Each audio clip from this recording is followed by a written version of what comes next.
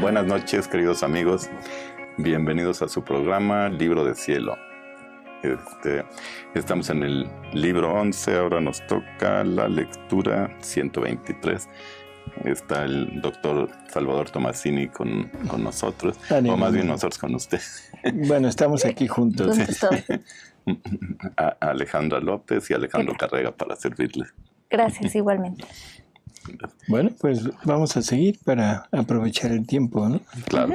Porque esta lectura que nos toca es una lectura muy importante, porque es uno de esos momentos en que hay un cambio total en cuanto a la actitud y al comportamiento, ¿no? Vamos a ver.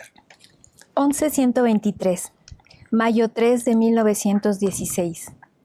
El alma en la divina voluntad ora como Jesús, satisface al Padre y repara por todos tal como lo hizo Él. Mientras estaba rezando, mi amable Jesús se puso junto y oía que también Él rezaba, y yo me puse a oírlo. Entonces me dijo: Hija mía, reza, pero reza como rezo yo. Es decir, vuélcate toda en mi voluntad, y en ella encontrarás a Dios y a todas las criaturas. Y haciendo tuyas todas las cosas de las criaturas, las darás a Dios como si fuera una sola criatura. Porque el querer divino es el dueño de todas, y pondrás a los pies de la divinidad los actos buenos para darle honor, y los malos para repararlos con la santidad, potencia e inmensidad de la divina voluntad, a la que nada escapa. Bueno, yo creo que vamos a ir por partes porque si no nos vamos a perder. La oración, se ha confundido. Hay dos palabras que parecen lo mismo, que es oración y rezar. La oración es esa comunicación interior de la persona con Dios, en donde no hay un argumento, no hay un guión, sino es libremente una relación espontánea de la criatura con su creador. Y eso es lo que Él quiere, esa espontaneidad, ese abrirnos a Él. Y el rezo, que es sobre una oración ya escrita, en que vamos simplemente a repetir lo que alguien dijo, lo que alguien pensó. Entonces, sí entenderlo. Una cosa es ser rezandero, la palabra suena horrible, pero así es. Y otra cosa es un orador. Un orador, no adorador, orador hacia Dios, en donde vamos a comunicarnos con nuestro Creador, con Jesús, y vamos a abrirle todo nuestro sentimiento, todo nuestro interior, para expresarle el amor que le tenemos, el agradecimiento que le tenemos, y todo lo que queremos darle a Él, darle, no pedirle, porque eso es una cosa importante. Entonces Jesús nos va a mostrar el cómo, dice, reza, pero reza como rezo yo. Y Jesús no rezaba como rezamos nosotros. Jesús no se entretenía largos momentos o minutos u horas pidiendo. Jesús no perdía el tiempo leyendo. Podría haber leído, Salmos, por ejemplo, que era una de las canciones de alabanza que el pueblo judío tenía, ¿no? No, era un interiorizarse totalmente con el Padre. Y ahí nos empieza a explicar el cómo. ¿Qué es lo que vamos a hacer? ¿Qué encontramos en el momento que nos fundimos en esta divina voluntad? A todos, todas las criaturas de todos los tiempos. Así es, y encontramos a Dios. En primer lugar encontramos a la divinidad. Y en segundo lugar encontramos a todas las criaturas. ¿Y qué vamos a hacer? Si hay que rezar como rezaba Jesús, ¿qué vamos a hacer? Introducirnos a ese mundo de la divina voluntad donde encontramos a Dios y a todos al mismo momento para reparar lo que está mal hecho. Así es, y entregárselo al Padre como si hubiera sido hecho bien en la divina voluntad, pero no por uno, sino por todos. Estamos haciendo lo que pudiéramos comparar como la oración de intercesión. O sea, no es que estemos intercediendo por alguien, sino que estamos rehaciendo los actos de toda la humanidad para entregárselos al Padre como hechos en la divina voluntad. Y es de todos los tiempos. Y es de todos los tiempos. ¿También los actos de Adán? Los de Adán y del último hombre que haya sobre la tierra. Okay. Con la salvedad de que los únicos actos que se pueden rehacer en totalidad y reparar en totalidad, o sea, hacerlos vida, son los propios. O sea, eso es fundamental entenderlo. Yo puedo reparar mis pecados, o sea, todos mis actos y rehacer, poner nuevos actos y ponerlos en la vida que estoy viviendo. Se van a integrar a esta vida divina que estamos llevando, pero sin los méritos que le correspondía a esos actos, porque no fueron hechos en el momento, sino que son rehechos gracias a la inmensidad de la divina voluntad. Pero, se rehacen para que el Padre los reciba ya hechos, pero las personas no los reciben hasta que los toman ellos, ¿no? Sí, pero ahorita en los actos personales, esos sí los podemos poner, y lo único es que no vamos a recibir el mérito, pero se va a incorporar a la vida divina para que toda nuestra vida, desde el momento mismo en que fuimos engendrados, sea vida divina. Y los méritos serán lo que hagamos de hoy en adelante, ¿sí? O del momento que hayamos entrado a la divina voluntad. Entonces, eso es para nosotros. Para las demás criaturas vamos a reintegrarlos, vamos a rehacerlos y se los vamos a entregar al Padre como hechos en la divina voluntad. Pero eso queda para el Padre. Pero para las criaturas quedan en reserva por si algún día se deciden a tomarlos. No se los podemos dar. Igual que Jesús no nos pudo salvar a fuerza. O sea, Él llevó a cabo la salvación de todos y la deja a disposición nuestra si es que la queremos tomar. Pero si no la queremos tomar, yo me puedo condenar y lo que Jesús hizo por mí y que dejó guardado para mí queda prácticamente inútil para mí. Pero para Dios, para la divinidad, queda rehecho por Jesús a nombre mío. Y entonces el Padre recibe la gloria, el amor, la correspondencia que yo debería de haberle dado, y por lo tanto la vida divina que Él quiso que yo viviera se reintegra a Él. Así que eso sí, pero no para los demás. Sí. Y si, por ejemplo, yo hago los actos de mis hermanos, ¿ellos qué ganan? Ganan luz, ganan fuerza, o sea, interior, una fuerza interior que los va a empezar a mover hacia convencerse de que existe algo más que la vida que llevamos y que nazca en ellos el interés de ir buscando. Esa es la conversión. Cuando la criatura se da cuenta de que Dios le hace falta. Y yo me atrevería a decir que esa conversión empieza todavía antes, cuando la criatura se da cuenta que lo que el mundo le ofrece no es todo. ¿Y bienes físicos les llegarían? Por ejemplo, salud si están enfermos o si tienen alguna aflicción. Si es conveniente para su conversión y para su vida espiritual, sí. Si no es conveniente, no. O sea, eso es decisión de Dios. Sí. Y bueno, uno puede poner la intención de decir, bueno, para alivio, pero el resultado es si Dios lo cree adecuado. Para el bien de las almas. Así es. Entonces, bueno, vamos introduciéndonos en este mundo de la oración, pero de la oración de Jesús. A ver, vamos a seguir, Ciele. Esta fue la vida de mi humanidad en la tierra. Por cuán santa era mi humanidad, tenía necesidad de este divino querer para dar completa satisfacción al Padre y redimir a las generaciones humanas, porque solo en este divino querer yo encontraba todas las generaciones pasadas presentes y futuras, y todos sus actos, pensamientos, palabras, etc., como en acto. Y en este santo querer, sin que nada me escapara, yo tomaba todos los pensamientos en mi mente, y por cada uno en particular, yo me presentaba ante la majestad suprema y los reparaba. Y en esta misma voluntad descendía en cada mente de criatura, dándole el bien que había impetrado para su inteligencia.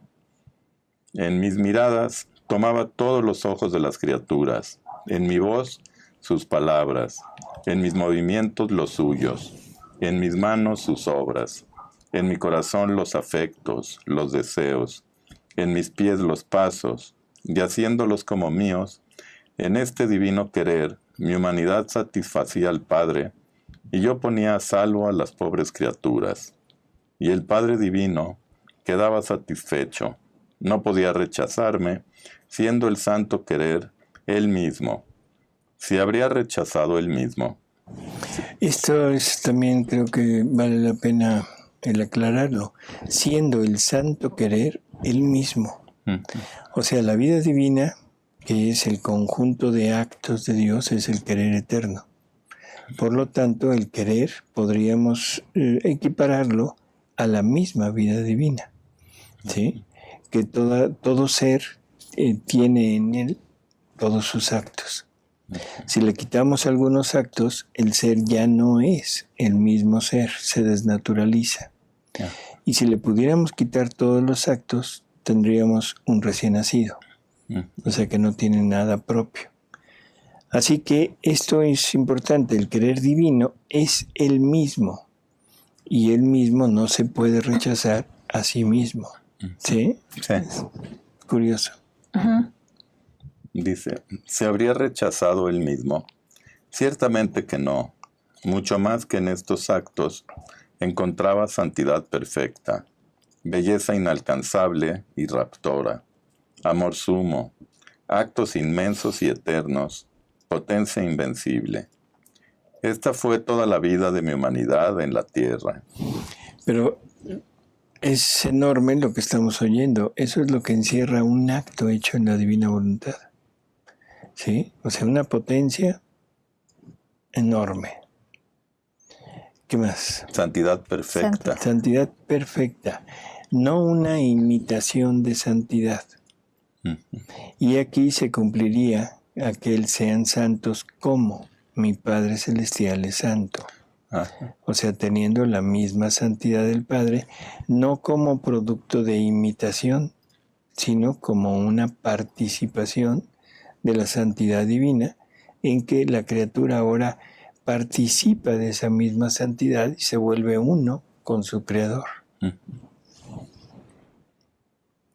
Esta fue toda la vida de mi humanidad en la tierra, desde el primer instante de mi concepción hasta el último respiro, para continuarla luego en el cielo y en el Santísimo Sacramento. Esto es algo que a veces como que no entendemos, o cuando menos yo no entiendo bien. O sea, esa es toda su vida, sí, totalmente de acuerdo. El tiempo que vive él en el mundo es un tiempo, el tiempo necesario para rehacer a toda la humanidad.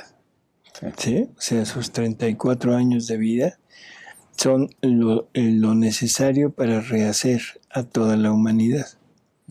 Ahora, una vez que él muere, ya resucita y después cuando asciende a los cielos, el mundo se queda sin quien lo haga.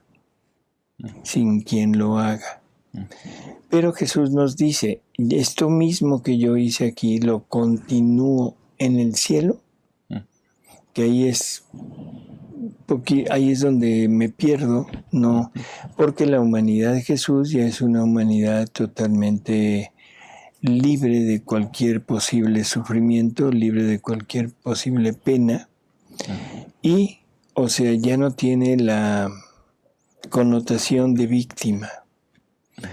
Pero sí, en la Eucaristía, ahí sí, porque en la Eucaristía Él se pone completo, pero en este mundo, y teniendo una parte externa que es materia, que es material. Entonces, la materia de la hostia es como el cuerpo de Jesús. Y todo lo que hay en el interior que Jesús pone en esa hostia, sus atributos, su amor, todo es lo que le da vida, lo que la fortifica. Ahí sí se puede entender.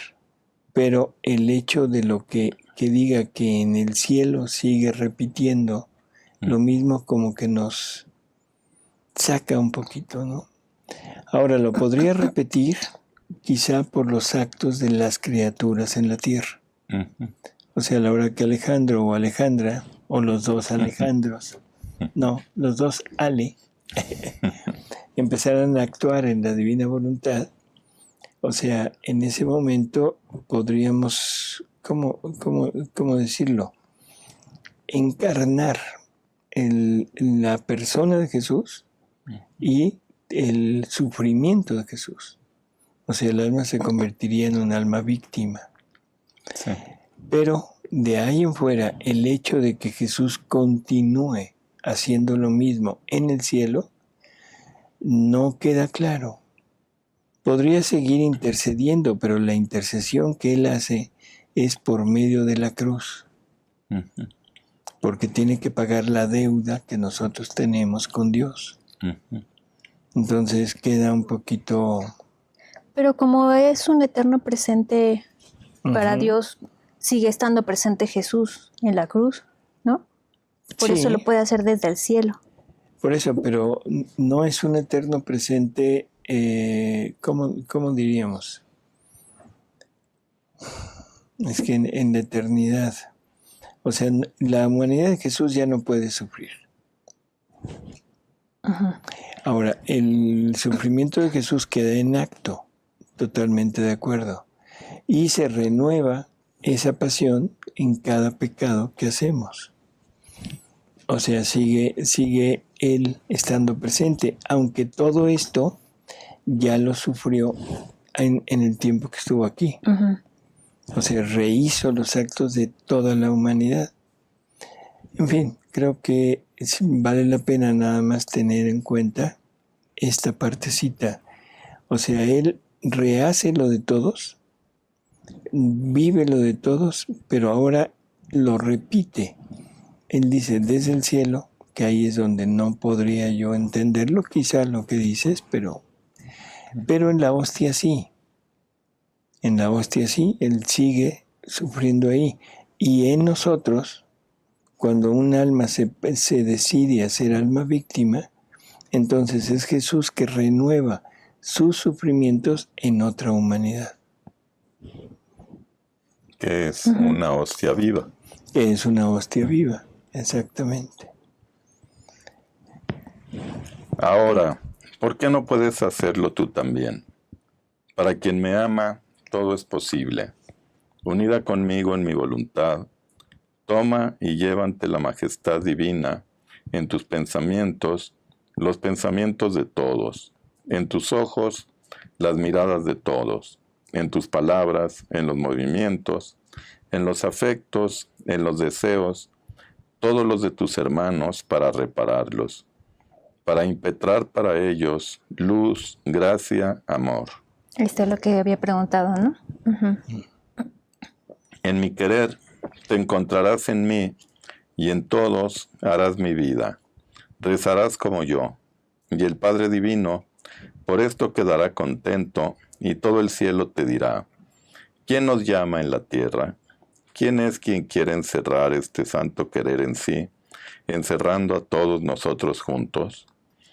¿Y cuánto bien no puede obtener la tierra, haciendo descender el cielo a la tierra? Bueno, pues es más o menos lo que habíamos hablado. ¿Cuánto bien no podremos obtener haciendo esto? No, pues muchísimo más que siguiendo... ¿Cuánto? Infinito. Infinito. Una infinitud de bien, ¿no? ¿Y de bien para quién? Para Dios, yo creo principalmente. Para ¿no? Dios, porque se le entregaría lo que no ha recibido por parte de las criaturas. Para Dios, porque le estaríamos actualizando lo que Jesús hizo en la tierra. Para Dios, porque estaríamos permitiendo que Jesús repitiera todo lo que Él hizo ahora en nosotros, en el tiempo, aquí, el hoy. Y para la criatura, para las criaturas, porque eso se traduce en bienes y en gracias para todo mundo. Y para la criatura, porque es la gloria y el mérito y todo lo que está haciendo, es de ella, ¿no? Y el único mérito es repetir la vida de Jesús. Y digo único, como si fuera lo menos, pero creo que se entiende. El único mérito y el único beneficio que él obtiene es al Creador en él. Ujú. Esto da un giro de 180 grados a la manera en la que antes rezábamos. Así es. Y yo creo que esto debe ser un obstáculo para que muchas personas puedan entrar de lleno a la divina voluntad, porque siguen con la misma inercia de las oraciones ya prefabricadas, las novenas, toda esa serie de ideas que a lo mejor son muy bonitas, pero no dan el beneficio para todos. Y haciendo esto, en primera no estamos acostumbrados, en segundo nos imaginamos que le vamos a ayudar a todos, también como que sale de nuestro esquema. Sí, pues no estamos acostumbrados a esa universalidad en nuestros actos, ¿no? Y, o sea, es simplemente ir pensando un poquito en este ambiente, porque es un acto universal, no es un acto personal, particular, sino universal. Y esa es la gran diferencia con el acto normal. ¿Y estos bienes también le llegan a las almas del purgatorio? Sí. Okay. Sí, a todo. Es como, pues, se cumplen las leyes de la física, de que a toda acción corresponde una reacción. La acción es hacia Dios y la reacción hacia la criatura. La humanidad. Muy bien. Sí, estudié. Bueno, vamos a la siguiente. 1124, mayo 25 de 1916. Trabajo de Jesús en el alma. ¿Cómo es necesaria la correspondencia para poder producir frutos abundantes? Continuando mi habitual estado. ¿Cuál es ese habitual estado? Esa es una buena pregunta. Nos han estado preguntando cuál es el habitual estado de Luisa, porque se menciona en muchos de los textos escritos. Entonces queremos hacerles una pequeña aclaración. ¿Cuál era el habitual estado de Luisa? Cedo la palabra. Bueno, o sea, se ha interpretado este habitual estado, que era el estado primero de estar en cama siempre, y después caer en inconsciencia, los miembros rígidos no lo podían mover. Todo esto se ha interpretado como enfermedad. Y nos dicen que Luisa permaneció en cama por enfermedad. Total y absoluta mentira. Porque ella no es que haya estado enferma, sino fue un ofrecimiento que ella hizo como alma víctima, y Jesús se lo toma y la pone en estado de, ¿cómo diríamos?, de dormición, igual que la Virgen. O sea, llega y saca su espíritu del cuerpo, y el cuerpo queda inmovilizado, pero queda vivificado por su alma, porque lo que saca de ella es el espíritu. Entonces queda en espera de que el espíritu vuelva a regresar a ese cuerpo. Entonces es un habitual estado en el que Jesús llega, saca a su hija de ahí, se queda el cuerpo y el alma vivificando el cuerpo, y el espíritu se va con Jesús. Es donde ella habla, donde ella platica, escucha todo lo que Jesús le tiene que dictar. Cuando termina, regresa a su cuerpo, y casi siempre regresa por la obediencia del sacerdote. Entonces el sacerdote llega y le da la obediencia de volver, y en ese momento ella recobra los sentidos. Esto es importante porque muchos médicos la estudiaron. O sea, la familia quería que algún diagnóstico, algo, pero no encontraron absolutamente nada. Simplemente era de Dios. Y eso se los dice un sacerdote las primeras veces, que lo mandan llamar porque piensan que Luisa va a morir. Entonces lo mandan llamar para que le dé los santos óleos Y cuando llega el sacerdote y la ve, dice, no, esto no es, pues, no es que algo de peligro de muerte. Dice, esto es de Dios. Y le da la obediencia de volver. Y en ese momento Luisa recobra el sentido. Así que en realidad se descubre este estado de víctima por casualidad. Pero ya la habían dejado 18 días sin comer, sin beber, sin nada, Sí, ¿no? porque no sabían que tenían. Ya te habían comprado la caja para enterrarla. Yo creo. Y si no, ya la habían escogido, por Ya. lo menos. Así que bueno, pues este es el habitual estado de Luisa, es ese estado de petrificación, de perder los sentidos y su alma enterita con Dios para intercambiar. Intercambiar dictado, intercambiar vida, intercambiar dones que estas lecturas tienen, en fin, todo. Y entonces cuando realmente ya murió, ¿cómo se dieron cuenta? ¿Porque ya no reaccionó con la obediencia del sacerdote? Uh-huh. Así es. Uh-huh. Bueno, quedó aclarada entonces la duda que tenían algunos amigos. Seguimos. Continuando mi habitual estado, estaba toda afligida, especialmente porque en días pasados el bendito Jesús me hizo ver cómo los soldados extranjeros invadían Italia y la gran carnicería que causaban en nuestros soldados, los ríos de sangre de los cuales Jesús mismo tenía horror. Jesús mismo tener horror es difícil de imaginarlo, ¿no? Y de entenderlo. Imaginarlo. Así es, pero a ver, vamos a repetirlo para adentrarnos en eso, ¿no? Uh-huh. El bendito Jesús me hizo ver cómo soldados extranjeros invadían Italia Uh-huh. y la gran carnicería que causaban en nuestros soldados. O sea, una guerra en donde lo que pasa es una masacre de personas. Jesús llora ante eso. ¿Por qué llora? Porque él también sufre. Porque es ¿Por qué? lo que ve que es capaz de hacer la voluntad humana. Exactamente. Uh-huh. Llora ante el espectáculo de lo que logra hacer la voluntad humana. Lo que logra hacer el pecado y la actitud del alma en contra de Dios, ¿no? Pero esto lo vio desde Caín, ¿verdad? Cuando mató a su hermano Abel, ahí empezó la Bueno, primera carnicería. Exacto. Él lo ve desde toda la eternidad, Uh-huh. pero ya en la tierra, en su humanidad, lo tiene que vivir, pero no desde la divinidad, sino desde su humanidad.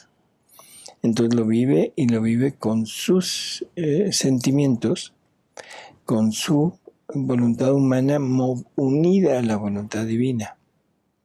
O sea, nunca hubo desunión de voluntad humana con voluntad divina. Entonces lo que está pasando es la voluntad humana sola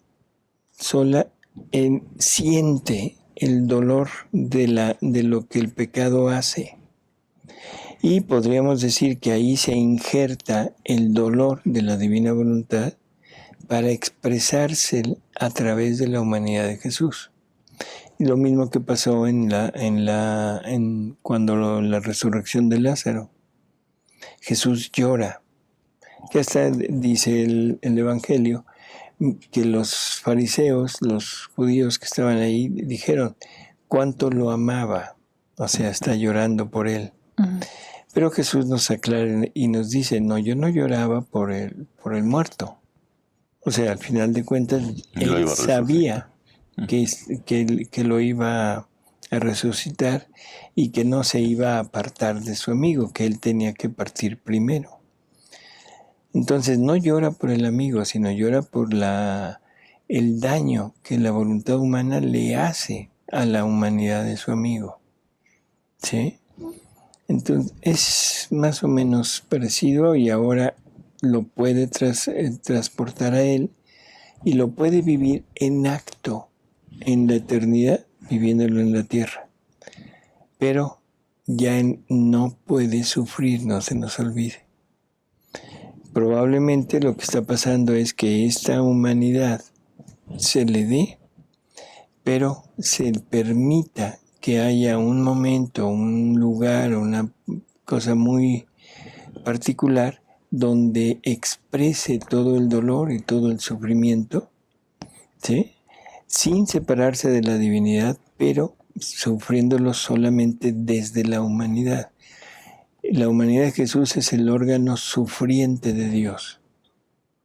Es donde Dios expresa todo aquello que normalmente no podría ser y no se podría expresar, porque tenemos la costumbre de pensar que Dios no sufre.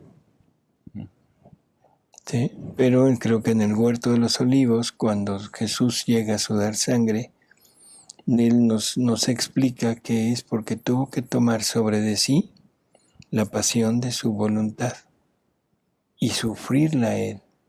Así que en ese momento está sufriendo lo que la divinidad está sintiendo para reparar. ¿Qué tanto haya de la parte, ¿cómo diríamos?, de ayuda divina? Yo diría que prácticamente no hay nada, porque lo tiene que vivir desde su voluntad humana para poder convivir, no convivir, sino igualarse a nosotros en los sufrimientos que normalmente tenemos. ¿Sí?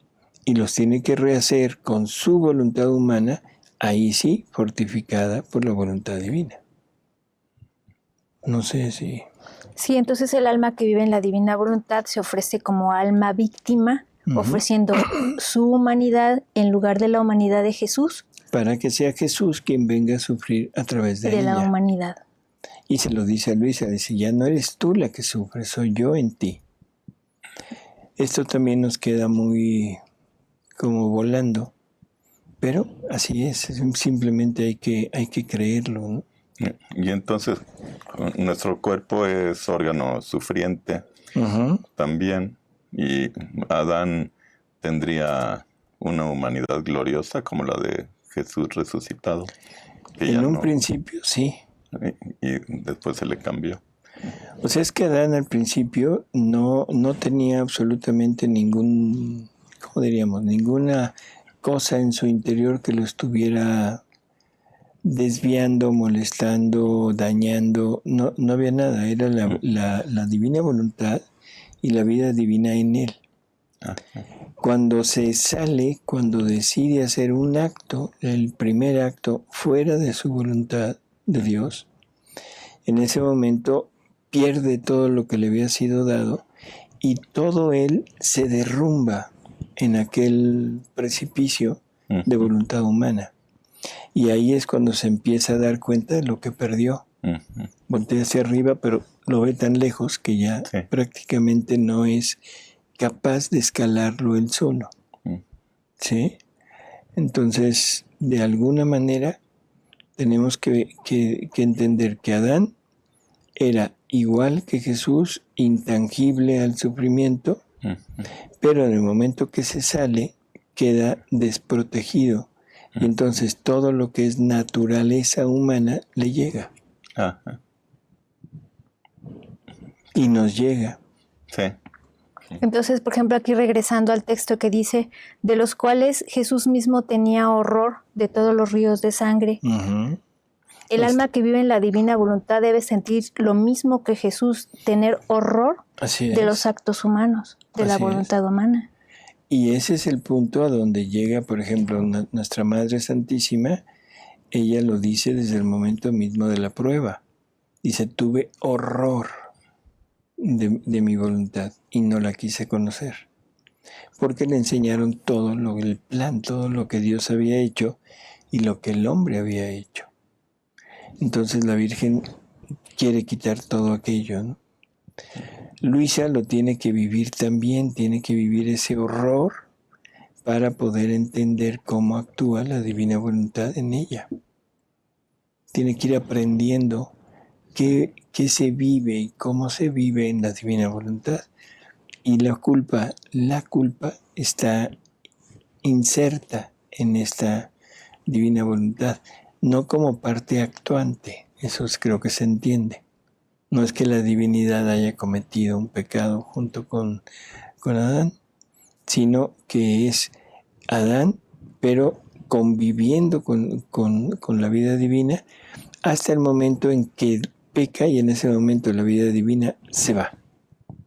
Y ahí es donde Adán le da muerte en él a esa vida divina. Y esas son las deudas que tenemos con Dios, deudas de amor. Me estaba pensando, la Virgen desde fuera ve el horror de lo que es la voluntad humana y decide no entrar. Pero me imagino que ahora el hombre caído nace dentro de esa voluntad humana sin darse cuenta del horror que está viviendo. Así es. Y por eso es que vivimos en este mundo y prácticamente no nos preocupamos de la parte espiritual, sino que le damos preferencia a la parte material. Y aparte es un bombardeo continuo de cosas materiales. Sí. O sea, en anuncios, en televisión, en cine, en radio, en periódicos, en revistas, e incluso en plática con los amigos, donde se habla de los grandes bienes y logros que pues, se pueden obtener por medio de lo material. Sí. Pero vamos a ver qué cosas hace Jesús. Mi pobre corazón me lo sentía despedazar por el dolor y le decía a Jesús: salva a mis hermanos, tus imágenes, desde dentro de ese lago de sangre y no permitas que ningún alma caiga al infierno.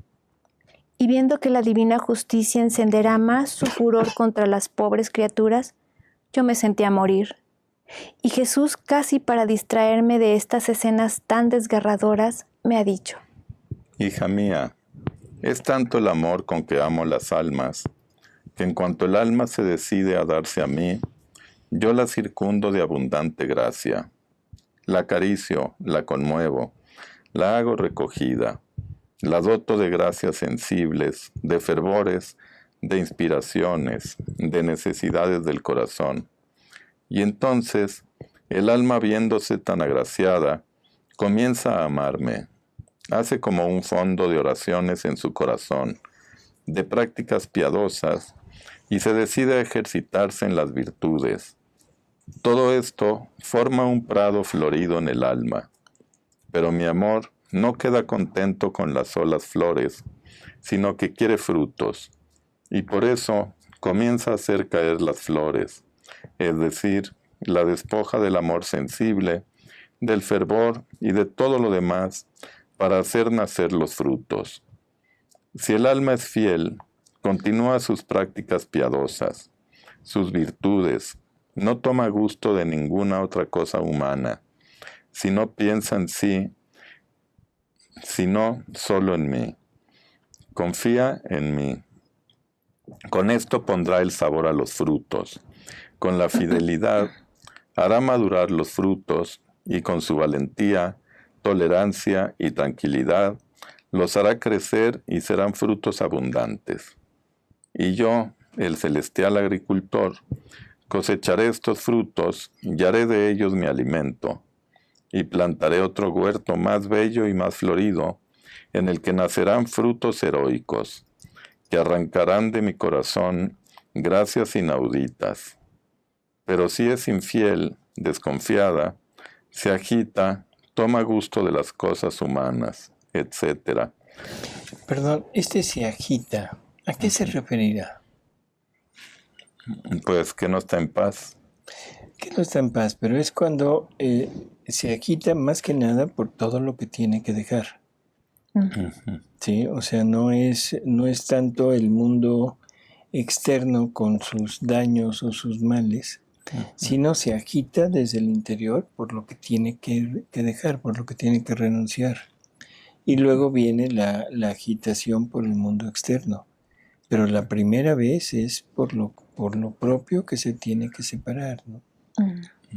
Y primero dice desconfiada, o sea, debe dejar todo eso, pero no está totalmente confiada a que está haciendo lo que le conviene. Y ¿no? lo que le corresponde. Que esto es el ejemplo que hemos mencionado ya en muchas ocasiones de San Pedro, en el momento que ven ir a Jesús caminando por sobre las aguas, ¿no? Ven, se baja, empieza, no sé si habrá dado 1, 2, 3 pasos, pero en ese momento se le olvida el maestro y le gana la parte humana, y eso es lo que hace que se hunda. Sí. Ahora, ¿qué pasa aquí? ¿Qué pasa aquí con el alma? También es desconfiada. Es desconfiada. ¿Por qué? Porque no ve los frutos. Físicamente no se ven los frutos.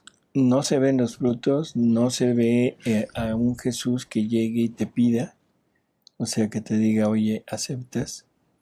Entonces es esa desconfianza, y la desconfianza nos lleva al desamor. Y el desamor es funesto porque en ese momento me hundo.